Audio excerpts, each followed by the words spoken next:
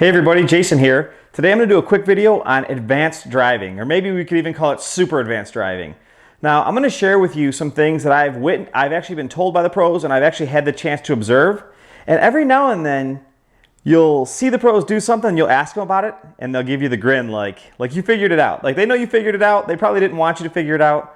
But the truth is, even though I know what to do, I still can't beat any of those guys, and I never will, and I'm cool with that. So anyways, first off, let me just start off by talking about the scrub. This is my two-wheel buggy that I've been racing, and a lot of times I hear people talking about the big whip. You know, the car kind of flies sideways and stuff like that, and they call it the scrub or the Bubba scrub. And well, that's not even close to what's going on in that situation. In real life, when James Stewart, Bubba, when he's out there and he actually is trying to scrub, say, a double or a big triple, he actually lays the bike down. A lot of times those guys are actually in the front brake, and they're laying the bike down, getting into the brake, taking the compression, and they're letting the bike compress out this way so that it doesn't force them up high. So they can actually hit the same double with more speed if they lay the bike down and just kind of come in at an angle. And you just can't do that with a four-wheel buggy or with a vehicle that has four wheels. You can't scrub in the way they're doing it. Now, you can scrub, that's just not how it works. So what exactly is happening when you see these buggies whipping in the air and stuff like that? Well, let me just explain this to you real quick. This is going to be in reverse because, well, you know what? Let me see if I can explain it in a better perspective for you, and if I can't, then I'll just flip it around. So basically, let's just say that you're going to make a right-hand turn and there's a jump, and here's the buggy. Well, what happens is, you know that if you hit the throttle, the nose comes up, and if you hit the brake, the nose comes down. That's really simple. But it gets way more elaborate. And here, let me explain. When you're actually in the air, if you turn to the left side of the buggy comes up, right? If you turn to the right side of the buggy comes up. So this is where it gets interesting. If you jump into the air and you turn to the left, hit the throttle to pull the nose up, then you turn to the right to pull it back down and hit the brake, you've actually pivoted the car in the air. And that is what you see when you see a lot of these guys doing whips. Now, it doesn't happen as much with a two-wheel buggy, but in 8 scale and in four-wheel buggy, it is absolutely insane at how much a lot of these top pros can actually pivot the car, and they can actually they can land a car, they can jump coming off the face, pivot the car, and land it pointed right into the corner, and they're in and gone, and you're still wondering what the heck happened. So that's exactly what's happening. So let me just go over that with you one more time. Basically, you've got the car, the throttle will bring the nose up, the brake will bring the nose down. When you want to jump and point the car into a corner, you actually jump, turn out of that corner, hit the throttle, turn into the corner, and hit the brake and point the car back down in, and that's exactly how it works. Now, that is not a scrub. That is a whip, but it's not a scrub. So I've explained to you the magic of how to whip the car. Now, let's talk about the scrub. I shouldn't have to tell you who this is, but the first time I actually saw a scrub done on a smaller double, I was at the Spectrum race in Trackside in Wisconsin, and I was running two-wheel buggy, and Cavalieri came flying up behind me, and I probably had like 8 feet on him. I had started my race a few positions ahead of him, and he came flying up on me, literally caught me at this double. He was probably 6 or 7 feet behind me when we went over this double.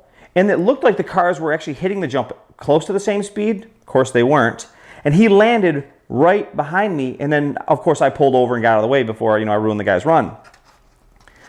But it blew me away. Well, after the restart, clearly I wasn't in his heat anymore. And I was like bound and determined to figure out how he caught me and made up so much ground. I mean, this was only like a 6-foot double. It was like you kind of like jump up onto like a platform. I just couldn't understand how he caught me so fast.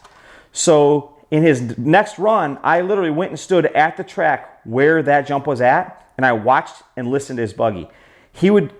This was right when the typos were released, and he was just out there killing people on these tires.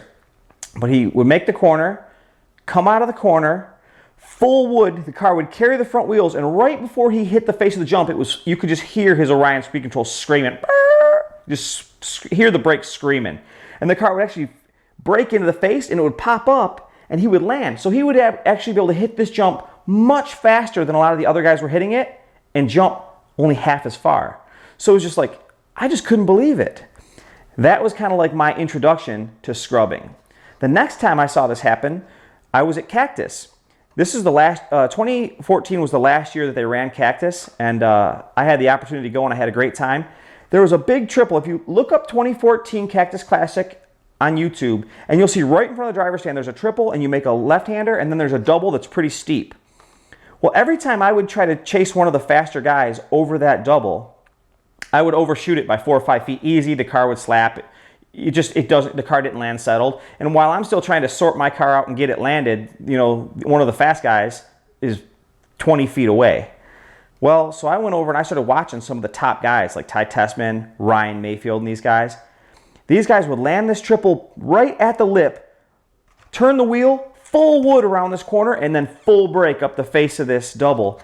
And they would just pop over it and they were down and gone. It was kind of like, it was fun for me to watch because I knew I was learning. And I tried it a couple times in my next heat race. And I actually did it about 2 times out of 10 or 12 laps. But the other, 8 times I just completely blew it. But let me show you why that's so effective. In fact, I've got a little demonstration. Let me show you the demonstration first. And then I'll show you some pretty cool technology built into my 4-wheel drive buggy body. All right, so if you fly your buggy with the front wheels high, it's going to stall in the air. Even though you don't feel it stall, it's actually pushing a cushion of air, kind of like ground effect. So this is in effect what's happening. The buggy goes up and then it stalls. Now if you take that same buggy and you either hit the brake on the face of the jump or you hit the brake as soon as the buggy gets into the air and you actually get the wing high, it takes off and it'll travel the exact same distance in much less time. So that is exactly why, that's the best example I could think of to show you why you want to fly your buggy wing high. Okay, so what you just saw with that foam airplane is the best example I have of why you should fly your buggy wing high. But let me just show you something cool. You'll see a lot of the pros getting way more aggressive whipping and scrubbing and scrubbing jumps and stuff with their 4 wheels because there's more traction and there's more centrifugal force going on in the wheels. Or technically it's probably angular momentum, but whatever. We're not going to argue about that today. But I want to show you something cool. So this is the body for my Hot Bodies D413. Now you can see how wide it is on the top, but watch what happens when you look at it front on. See how narrow it is down here? It's narrow so that it still cuts through the wind and doesn't have a huge footprint. But the whole reason this body is undercut like this is so that when you want to throw the wing high, there's a larger surface area to force the buggy down onto the downside for the next jump that you're on.